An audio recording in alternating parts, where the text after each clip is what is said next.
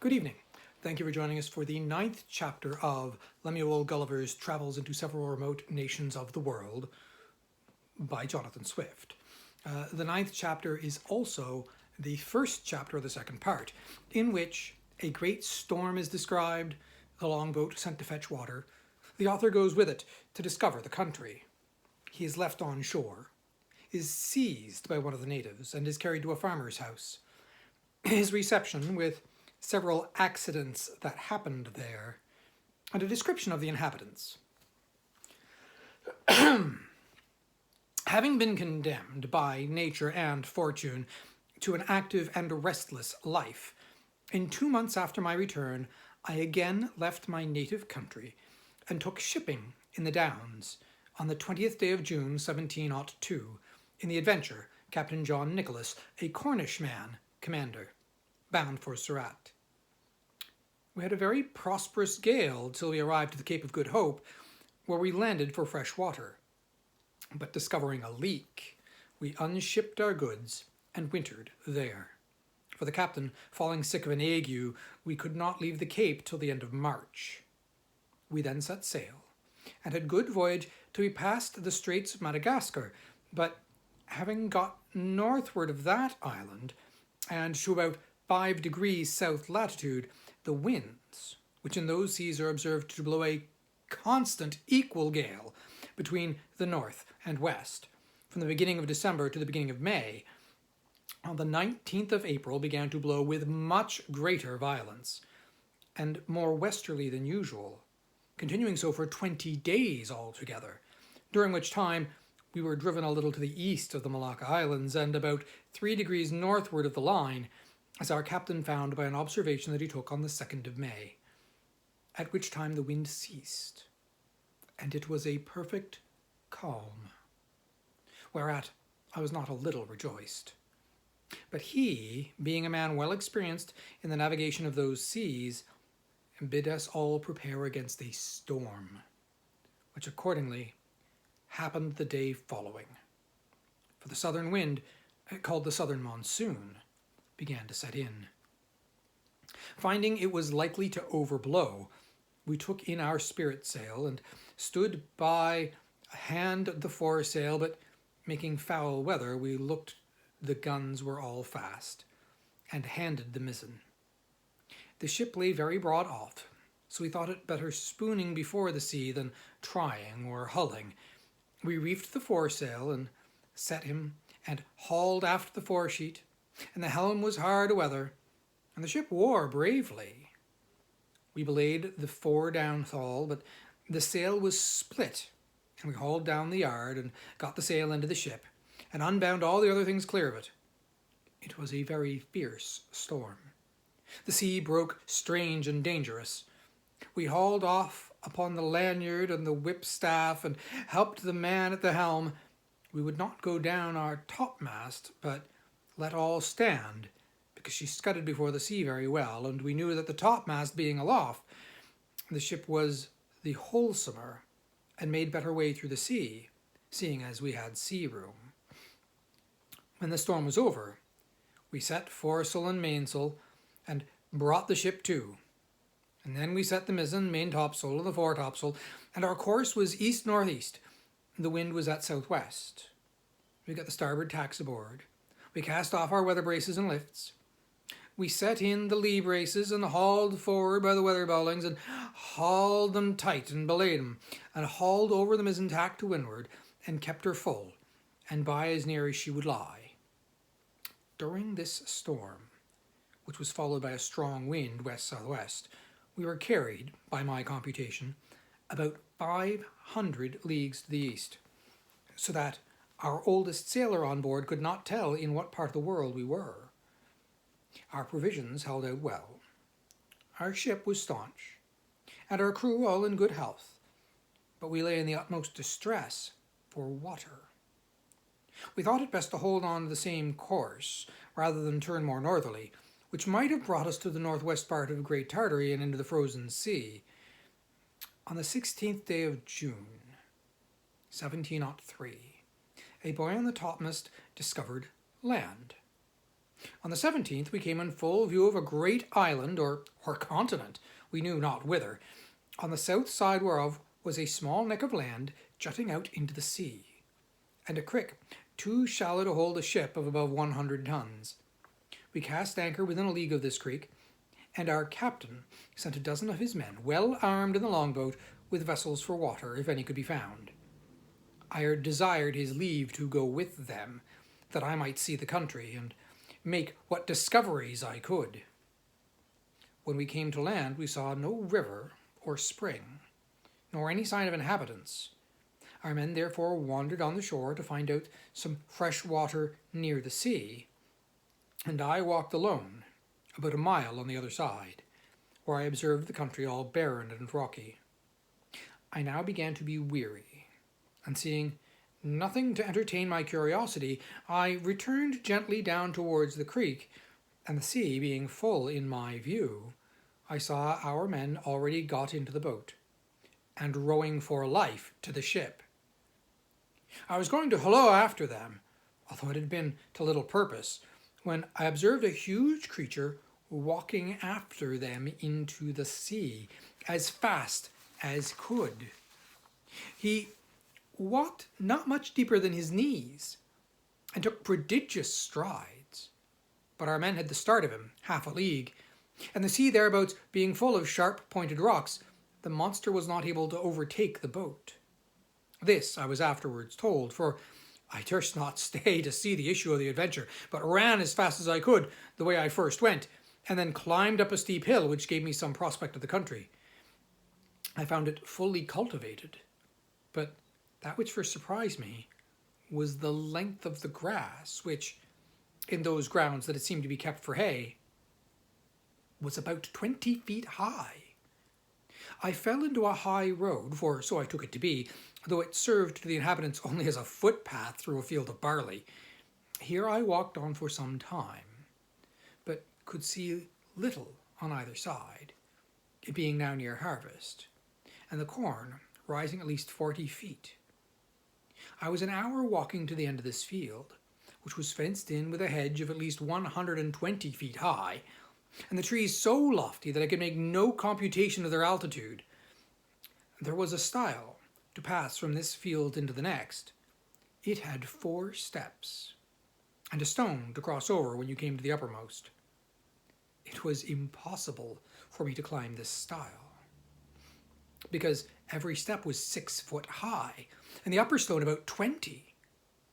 I was endeavoring to find some gap in the hedge, when I discovered one of the inhabitants in the next field advancing toward the stile, of the same size with him whom I saw in the sea pursuing our boat. He appeared as tall as an ordinary spire steeple, and took about 10 yards at every stride, as near as I could guess. I was struck with the utmost fear and astonishment, and I ran to hide myself in the corn, whence I saw him at the top of the stile, looking back into the next field on the right hand, and heard him call in a voice many degrees louder than a speaking trumpet. But the noise was so high in the air that at first I certainly thought it was thunder. Whereupon 7 monsters like himself came towards him with reaping hooks in their hands, each hook about the largeness of 6 scythes. These people were not so well clad as the first, whose servants or labourers they seemed to be, for upon some words he spoke, they went to reap the corn in the field where I lay. I kept from them at as great a distance as I could, but was forced to move with extreme difficulty, for the stalks of the corn were sometimes not above a foot distant, so that I could hardly squeeze my body betwixt them.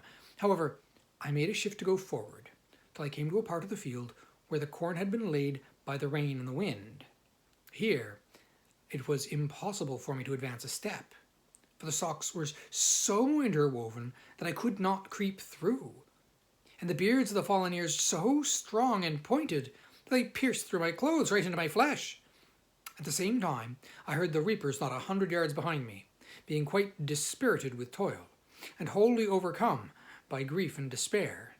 I lay down between 2 ridges, and heartily wished I might there just end my days. I bemoaned my desolate widow and fatherless children. I lamented my own folly and willfulness in attempting a second voyage, against the advice of all my friends and relations. In this terrible agitation of mind, I could not forbear thinking of Lilliput, whose inhabitants looked upon me as the greatest prodigy that ever appeared in the world, where I was able to draw an imperial fleet in my hand and perform those other actions which will be recorded forever in the chronicles of that empire, while posterity shall hardly believe them, although attested by millions. I reflected what a mortification it must prove to me to appear as inconsiderable to this nation as one single Lilliputian would be among us. But this, I conceived, was to be the least of my misfortunes. For as human creatures are observed to be more savage and cruel in proportion to their bulk, what could I expect but to be a morsel in the mouth of the first among these enormous barbarians that should happen to seize me? Oh, undoubtedly, philosophers are in the right when they tell us that nothing is great or little otherwise than by comparison. It might have pleased fortune to have let the Lilliputians find some nation where the people were as diminutive with respect to them as they were to me. And who knows but that even this prodigious race of mortals might be equally overmatched in some distant part of the world whereof we have yet the discovery. Scared and confounded as I was, I could not forbear going on with these reflections when one of the reapers, approaching within 10 yards of the ridge where I lay, made me apprehend that with the next step I should be squashed to death under his foot, or cut in two with his reaping hook. And therefore, when he was again about to move, I screamed as loud as fear could make me, whereupon the huge creature trod short, and looking round about under him for some time, at last espied me as I lay on the ground. He considered a while, with the caution of one who endeavours to lay hold on a small and dangerous animal in such a manner that it shall not be able either to scratch or to bite him, as I myself have sometimes done with some weasel in England. At length he ventured to take me behind, by the middle, between his forefinger and thumb, and brought me within 3 yards of his eyes, that he might behold my shape more perfectly. I guessed his meaning, and my good fortune gave me so much presence of mind that I resolved not to struggle in the least, as he held me in the air above 60 feet from the ground, although he grievously pinched my sides, for fear that I should slip through his fingers. All I ventured was to raise my eyes toward the sun, and place my hands together in a supplicating posture, and to speak some words in a humble, melancholy tone, suitable to the condition I was then in, for I apprehended every moment that he would dash me against the ground, as we usually do any little hateful animal which we have a mind to destroy. But my good star would have it that he appeared pleased with my voice and gestures, and began to look upon me as a curiosity, much wondering to hear me pronounce articulate words, although he could not understand them. In the meantime, I was not able to forbear groaning and shedding tears, and turning my head toward my sides, letting him know, as well as I could, how cruelly I was hurt by the pressure of his thumb and finger.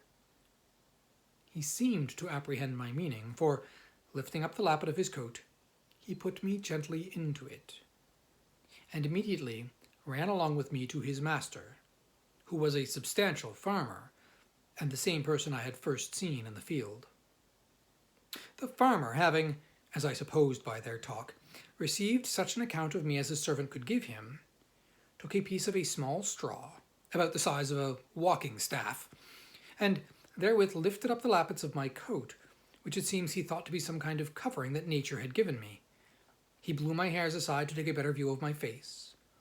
He called his hinds about them, and asked them, as I afterwards learned, whether they had ever seen in the fields any little creature that resembled me. He then placed me softly on the ground, upon all fours, but I got immediately up, and walked slowly backward and forward to let these people see that I had no intent to run away. They all sat down in a circle about me, the better to observe my motions. I pulled off my hat, and made a low bow toward the farmer. I fell on my knees and lifted up my hands and eyes and spoke several words as loud as I could. I took a purse of gold out of my pocket and humbly presented it at him. He received it on the palm of his hand, then applied it close to his eye to see what it was, and afterwards turned it several times with the point of a pin, which he took out of his sleeve, but could make nothing of it. Whereupon I made a sign that he should place his hand on the ground. I then took the purse and, opening it, poured all the gold into his palm. There were 6 Spanish pieces of 4 pistoles each, besides 20 or 30 smaller coins. I saw him wet the tip of his little finger upon his tongue, and take up one of my largest pieces, and then another. But he seemed to be wholly ignorant with what they were. He made me a sign to put them again into my purse, and the purse again into my pocket, which, after offering it to him several times, I thought it best to do. The farmer, by this time, was convinced I must be a rational creature. He spoke often to me, but the sound of his voice pierced my ears like that of a watermill. Yet his words were articulate enough. I answered as loud as I could in several languages, and he often laid his ear within 2 yards of me, but all in vain, for we were wholly unintelligible to each other. He then sent his servants to their work, and taking his handkerchief out of his pocket, he doubled and spread it on his left hand, which he placed flat on the ground with the palm upward, making me a sign to step into it, as I could easily do, for it was not above a foot in thickness. I thought it my part to obey, and, for fear of falling, laid myself at full length upon the handkerchief, with the remainder of which he lapped me up to the head for further security, and in this manner carried me home to his house. And there he called his wife, and showed me to her. But she screamed and ran back, as some women in England do at the sight of a toad or a spider.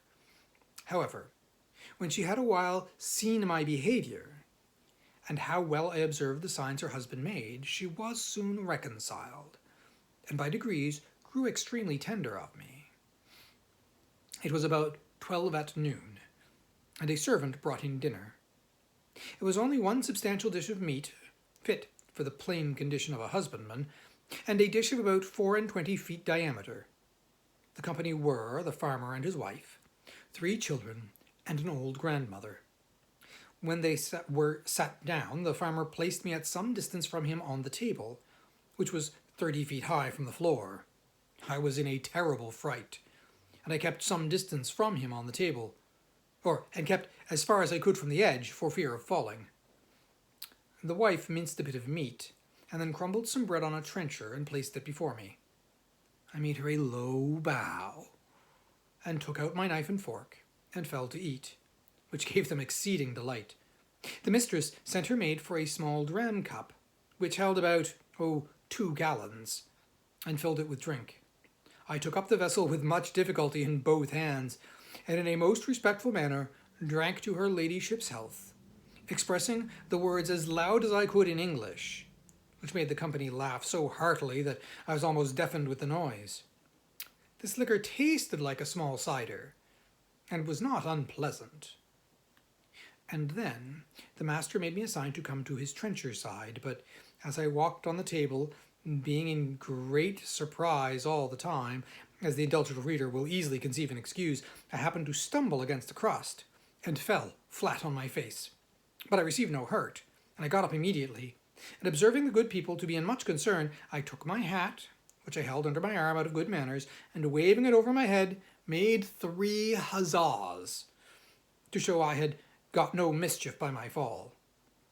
But advancing forward toward my master, as I shall henceforth call him, his youngest son, who sat next to him, an arch boy of about 10 years old, took me up by the legs and held me so high in the air that I trembled every limb. But his father snatched me from him, and at the same time gave the boy such a box on the left ear as would have felled a European troop of horse right to the earth, and ordered him to be taken from the table.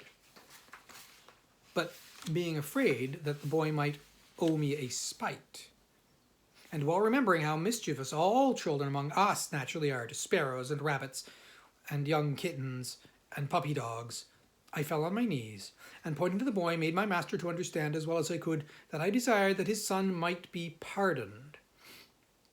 The father complied, and the boy took his seat again, whereupon I went to him and kissed his hand, which my master took and made him stroke me gently with it. In the midst of dinner, my mistress's favourite cat leapt into her lap.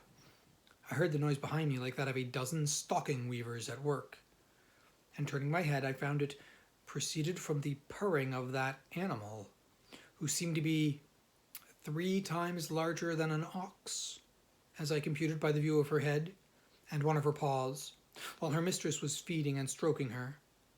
The fierceness of this creature's countenance altogether discomposed me, though I stood at the farther end of the table, above 50 feet off, and although my mistress held her fast for fear she might give a spring and seize me in her talons. But it happened there was no danger, for the cat took not the least notice of me when my master placed me within 3 yards of her, and as I have been always told and found true by experience in my travels, that flying or discovering fear before a fierce animal is a certain way to make it pursue or attack you, so I resolved in this dangerous juncture to show no manner of concern.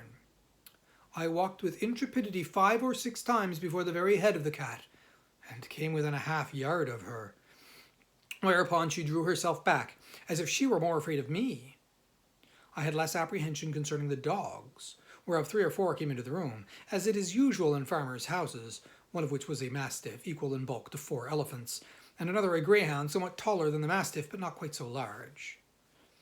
When the dinner was almost done, the nurse came in with a child of a year old in her arms, who immediately spied me and began a squall that you might have heard from London Bridge to Chelsea, after the usual oratory of infants, to get me for a plaything. The mother, out of pure indulgence, took me up and put me towards the child, who presently seized me by the middle and got my head into his mouth, where I roared so loud that the urchin was frightened and let me drop, and I should infallibly have broke my neck if the mother had not held her apron under me. And the nurse, to quiet the babe, made use of a rattle, which was a kind of a hollow vessel filled with great huge stones, and fastened by a cable to the child's waist, but all in vain, so that she was forced to apply the last remedy by giving it suck. Now, I must confess, no object ever disgusted me so much as the sight of her monstrous breast, which I cannot tell what to compare it with, so as to give the curious reader an idea of its sheer bulk and shape and color. I mean, it stood prominent 6 feet and could not be less than 16 in circumference. The nipple was about half the bigness of my head, and the hue, both of that and the dog, so varied with spots and pimples and freckles that nothing could appear more nauseous, for I had a near sight of her, she sitting down, the more conveniently to give suck, and I standing on the table, and this made me reflect upon the fair skins of us, our English ladies, who appear so beautiful to us only because they are of our own size, and their defects not to be seen but through a magnifying glass, where we find by experiment that the smoothest and whitest skins look rough and coarse and ill-coloured. Well, I remember when I was at Lilliput, the complexion of those diminutive people appeared to me the fairest in all the world, smoothest, and taking upon this subject with a person of learning there, who was an intimate friend of mine, he said that my face appeared much fairer and smoother when he looked on me from the ground than it did upon any nearer view, when I took him up in my hand and brought him close, which he confessed was at first a very shocking sight. He said he could discover great holes in my skin, and that the stumps of my beard were 10 times stronger than the bristles of a boar, and my complexion made up of several colours altogether disagreeable. Although I must beg leave to say for myself that I am as fair as most of my sex and country, and very little sunburnt by all my travels. On the other side, discoursing of the ladies in that emperor's court, he used to tell me, one had freckles, another had too wide a mouth, a third too large a nose, nothing which I was able to distinguish. I confess this reflection was obvious enough, which, however, I could not forbear, lest the reader might think those vast creatures were actually deformed, for I must do them the justice to say They are a comely race of people, and particularly the feasters of my master's countenance, although he was but a farmer, when I beheld him from the height of, 60 feet, appeared very well proportioned. When dinner was done, my master went out to his labourers, and as I could discover by his voice and gesture, gave his wife strict charge to take care of me. I was very much tired, and disposed to sleep, which my mistress perceiving, she put me on her own bed, and covered me with a clean white handkerchief, but larger and coarser than a mainsail on a man of war. I slept about 2 hours, and dreamt that I was at home with my wife and children, which aggravated my sorrows when I awakened, and found myself alone in a vast room between 200 and 300 feet wide and above 200 high, lying in a bed 20 yards wide. My mistress was gone about her household affairs, and had locked me in. The bed was 8 yards from the floor. Some natural necessities required me to get down. I durst not presume to call, and if I had, it would have been in vain with such a voice as mine, at so great a distance from the room where I lay to the kitchen where the family kept. While I was under these circumstances, 2 rats crept up the curtains, and ran, smelling, backwards and forwards on the bed. One of them came up almost to my face, whereupon I rose in a fright, and drew out my hanger to defend myself. These horrible animals had the boldness to attack me on both sides, and one of them held his forefeet at my collar, but I had the good fortune to rip up his belly before he could do me any further mischief. He fell down at my feet, and the other, seeing the fate of his comrade, made his escape, but not without one good wound on the back, which I gave to him as he fled, and made the blood run trickling from him. After this exploit, I walked gently to and fro on the bed to recover my breath and loss of spirits. These creatures were of the size of a large mastiff, but infinitely more nimble and fierce, so that if I had taken off my belt before I went to sleep, I must have infallibly been torn to pieces and devoured. I measured the tail of the dead rat and found it to be 2 yards long, wanting an inch, but it went against my stomach to drag the carcass off the bed, where it lay still bleeding. I observed it had yet some life. With a strong slash across its neck, I thoroughly dispatched it. Soon after, my mistress came into the room, who, seeing me all bloody, ran and took me up in her hand.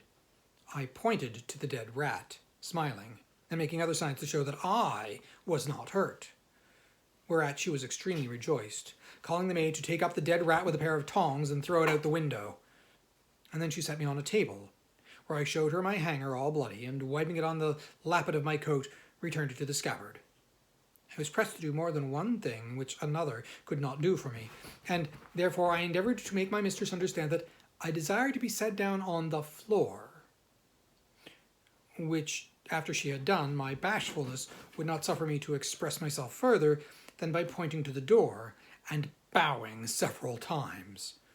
The good woman, with much difficulty, at last perceived what I would be at, and taking me up again in her hand, walked into the garden, where she sat me down.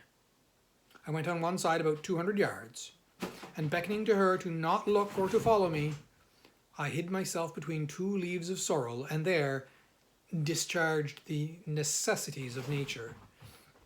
I hope the gentle reader will excuse me for dwelling on these and like particulars, which, however insignificant they may appear to groveling, vulgar minds, it will certainly help a philosopher to enlarge his thoughts and imagination and apply them to the benefit of public as well as private life, which was my sole design in presenting this and other accounts of my travels to the world, wherein I have been chiefly studious of truth, without affecting any ornaments of learning or of style.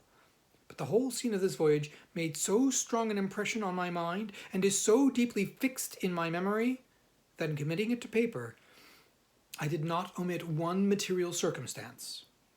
However, upon a strict review, I blotted out several passages of less moment, which were in my first copy, for fear of being censured as tedious and trifling, whereof travellers are often, perhaps not without justice, accused. Thus ends the 9th chapter, the first part of the second part of our tale.